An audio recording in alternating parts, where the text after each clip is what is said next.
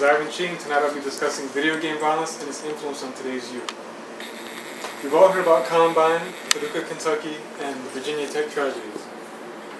Is it possible that video games may have influenced certain members of society to act out a certain way in forms of violence through playing video games?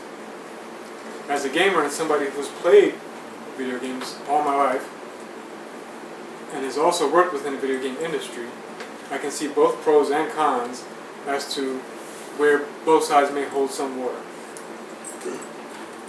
Tonight we'll be going over the pro arguments, the cons, as well as medical research done at a major university to substantiate and inform us on how this may be a possibility.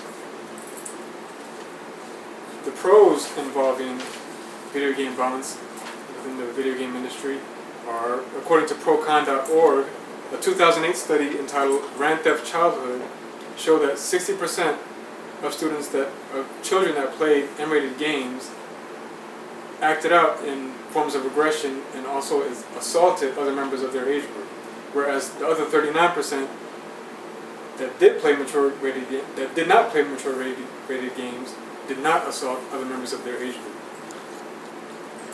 Also, according to Procon.org, young children are unable to differentiate and can become confused by violent images they may see in certain video games such as Grand Theft Auto, Devil May Cry, Halo, etc., and cannot differentiate between real-world violence that may occur as opposed to virtual violence that occurs in video games. There was also information that releases responsibility from the video game industry, which I call the cons. According to a study on Procon.org, between the years of 1995 and 2008, sales quadrupled among the M-rated games within the video game industry. During this time period, juvenile murder rates and arrests fell 71%, and all juvenile violent crimes decreased by 49%.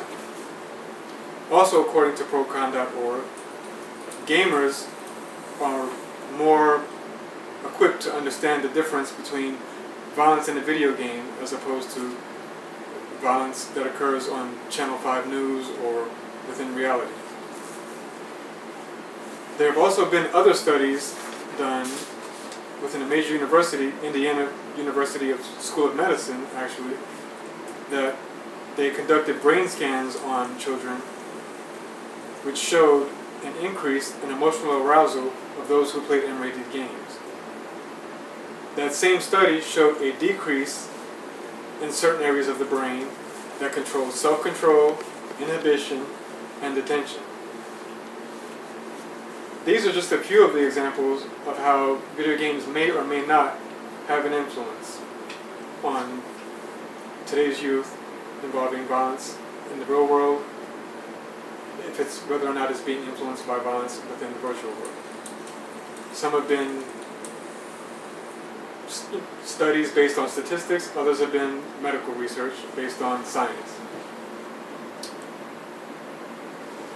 That concludes pretty much everything I have for tonight, and I appreciate you joining me and allowing me to inform you on how it's a possibility of how that it is possible that violence may influence youth today. Thanks. Woo! Best speech ever! Yeah! Repan. Ah! Are we done? Yes. All right. Good. Woo! Maybe I should have done a shot first, right?